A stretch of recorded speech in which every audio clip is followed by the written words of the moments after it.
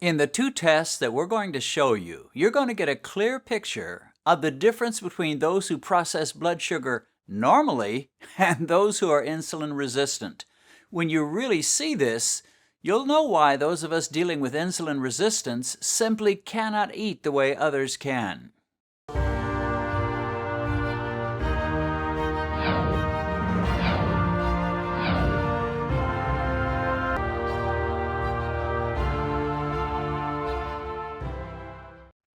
My son Joel and I recently drove up to Oklahoma to visit my daughter and her family.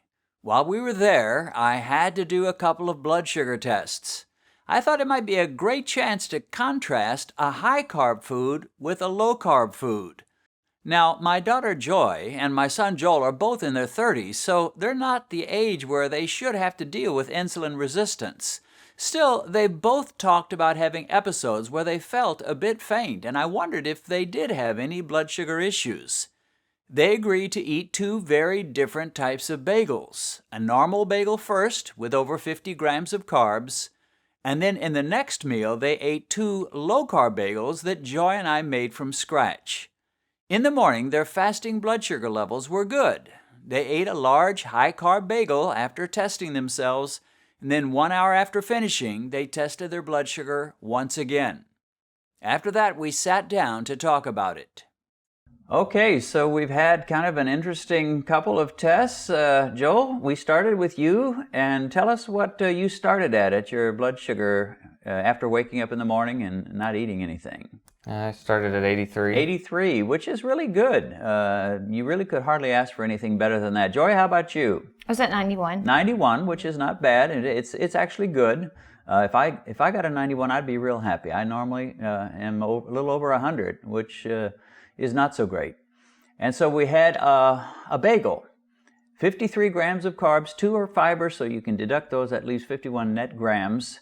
And normally your blood sugar will tend to peak about an hour after you have eaten, so that's why we test our blood sugar an hour after you finish that last bite. And Joel, after your last bite, it was? 121. 121. And Joy, after your last bite, it was? 105. 105. Wow.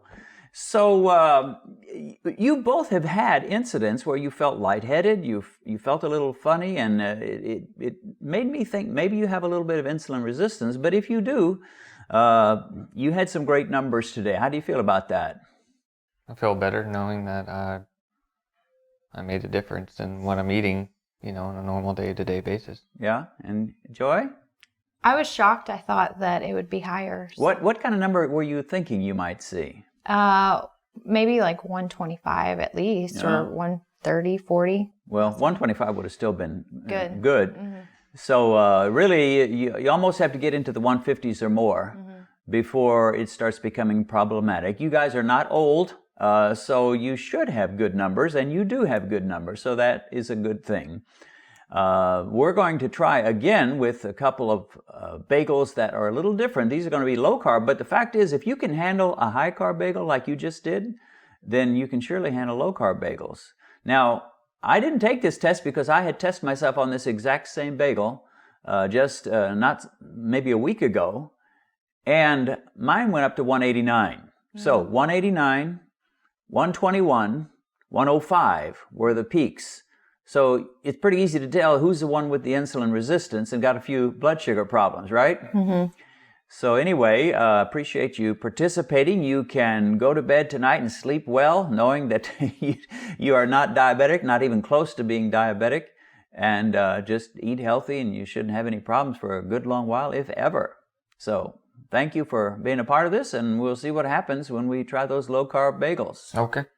After testing ourselves, we ate 2 of the low-carb bagels. Well, actually, Joy and I ate 2. Joel couldn't quite finish his second bagel, so he ended up eating 1.5. About an hour after eating the 2 low-carb bagels, our test scores were good. Joel dropped from 102 to 91 an hour after eating the bagels. Joy rose from 89 to 95. And I stayed exactly the same. Before eating the low-carb bagels, my blood sugar registered 103. And 1 hour afterwards, it was still 103.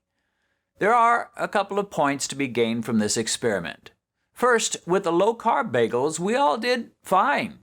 But with the high-carb bagel, we see clearly that people like me with insulin resistance can eat the very same meal as those with normal blood sugar response and find that our blood sugar rises far higher.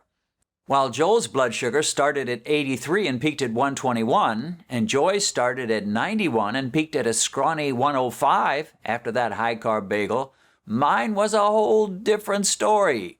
When I had eaten the exact same bagel a few days previously, my blood sugar before the bagel was at 108, and 1 hour after eating, it had peaked at 189.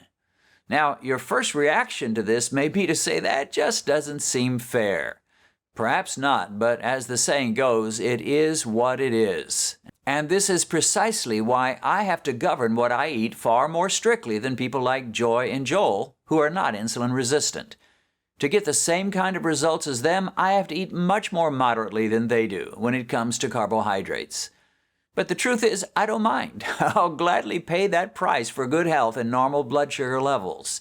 And I've found so many excellent substitutes, I really feel like I'm sacrificing very little.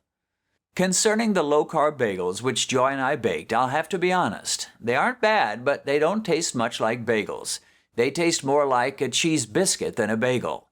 Unless I find some other recipe, if I really want to enjoy a bagel that tastes like a bagel and stay low-carb, I'm going to have to order them from the internet. But these so-called bagels are pretty good as a snack with a little sugar-free jelly on them and a cup of coffee. So they do have their place, but they're not really bagels. If you found this video helpful, give it a thumbs up. That way YouTube will rank it higher in their search engine and more people will be able to see it. And consider subscribing to this Beat Diabetes YouTube channel so you'll be notified when we post new videos. God bless, and see you again soon.